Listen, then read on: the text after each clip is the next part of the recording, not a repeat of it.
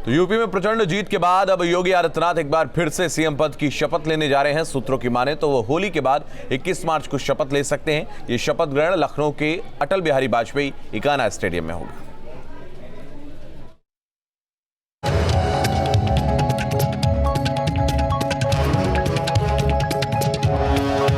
UP में BJP की प्रचंड जीत के बाद अब हर किसी को बस शपथ ग्रहण का इंतजार है। शपथ ग्रहण समारोह को भव्य बनाने की पूरी तैयारी चल रही है। सूत्रों के मुताबिक नई योगी सरकार का शपथ ग्रहण 21 मार्च को दोपहर 3 बजे लखनऊ के अटल बिहारी वाजपेयी इकाना स्टेडियम में होगा। शपथ ग्रहण को देखते हुए इकाना स्टेडियम की सुरक्षा बढ़ा दी गई है और साथ ही वहां पर साफ सफाई का काम चल रहा है। मुख्यमंत्री योगी आदित्यनाथ अपने दूसरे कार्यकाल की शपथ लखनऊ के इसी इकाना स्टेडियम में लेंगे। भव्य इकाना स्टेडियम में साफ सफाई का काम शुरू हो गया है। सुरक्षा कर्मियों ने अपनी पोजीशन ले ली है और सुरक्षा का दायरा यहां पर लगातार बढ़ाया जाएगा। 21 मार्च को जब मुख्यमंत्री योगी आदित्यनाथ अपनी शपथ लेंगे यहां पर दूसरे कार्यकाल की, तब तक इस स्टेडियम को दुल्हन की तरह सजाया जा चुका होगा। बीजेपी योगी सरकार के शपथ ग्रहण को खास बनाना चाहती है और इसे खास बनाने के लिए कार्यक्रम में खास लोगों को भी बुलाया जाएगा। 45,000 लोगों के शिरकत करने की संभावना जताई जा रही है। बताया जा रहा है कि इस कार्यक्रम के लिए 200 वीवीआईपी अतिथियों की सूची तैयार की गई है। पीएम मोदी के अलावा अमित शाह और बीजेपी के टॉप लीडर तो इसमें शामिल होंगे ही। साथ ही सूत्रों की माने तो शपथ ग्रहण समारोह में राहुल गांधी, प्रियंका गांधी वाड्रा, सोनिया गांधी, पूर्व मुख्यमंत्री अखिलेश यादव, मुलायम सिंह यादव, बीएसपी अध्यक्ष मायावती समेत विपक्ष के तमाम नेताओं को आमंत्रित किया जाएगा और इसके साथ ही बीजेपी शासित प्रदेशों के मुख्यमंत्रियों के भी शपथ ग्रहण समारोह में शामिल होने की संभावना है। इनके अलावा प्रदेश भर के उन लाभार्थियों को भी आमंत्रित किया जाएगा जिन्हें केंद्र और राज्य सरकार की नीतियों से फायदा पहुंचा है। शपथ ग्रहण समारोह में प्रधानमंत्री नरेंद्र मोदी के साथ ही उनके मंत्रिमंडल के तमाम सदस्य मौजूद रहेंगे। बीजेपी के देश भर के तमाम बड़े नेता रहेंगे और बीजेपी शासित राज्यों के मुख्यमंत्रियों के भी यहां पर मौजूद रहने की पूरी संभावना है। इसके अलावा विपक्ष के नेताओं को भी न्योता भेजा गया है, जिसमें बीएसपी अध्यक्ष मायावती, कांग्रेस अध्यक्ष सोनिया गांधी और समाजवादी पार्टी के राष्ट्रीय अध्यक्ष अखिलेश यादव के साथ ही मुलायम सिंह यादव को भी शपथ ग्रहण में शामिल होने के लिए न्योता भेजा गया है। इस स्टेडियम की कैपेसिटी 50,000 है और माना जा रहा है कि बीजेपी सरकार के दौरान जो लाभार्थी रहे हैं तमाम योजनाओं के, उन लाभार्थियों को भी यहाँ पर बुलाया जाएगा और 45 से 50,000 लोग शपथ ग्रहण समारोह के साक्षी बनेंगे। बीजेपी जहां इकाना स्टेडियम में भव्य शपथ ग्रहण की तैयारियों में जुटी है, तो वहीं अखिलेश यादव इकाना स्टेडियम में होने वाले शपथ ग्रहण को लेकर बीजेपी पर तंज कस रहे हैं। सब जानते हैं कि इकाना का पहले नाम बदला गया, भगवान विष्णु के नाम पर वो स्टेडियम बनाया गया था, उसका नाम बदला। सरकार के पास कोई दूसरा स्थान नहीं है, इसलिए वही स्थान जो समाजवादियों का कभी बनाया गया था उसी में कार्यक्रम हो रहा है।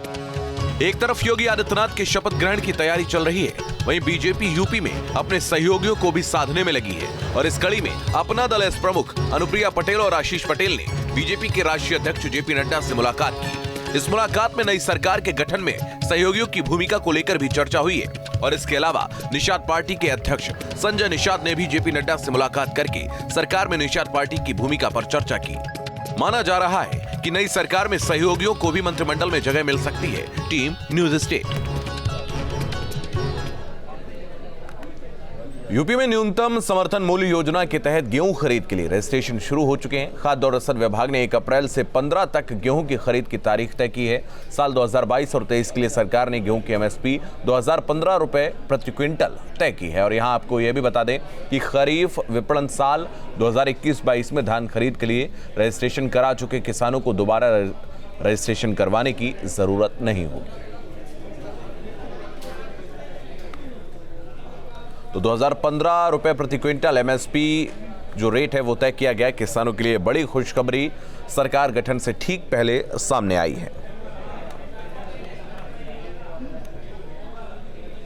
यूपी सरकार के गठन से पहले बीजेपी ने एक लंबा मंथन सिर्फ इस बात पर किया है कि नए सरकार में किसको जगह दी जाए और इसके लिए बीजेपी ने बाकायदा चुनाव जीतने वाले प्रत्याशियों को 4 हिस्सों में बांटा है। ये रिपोर्ट देखिए।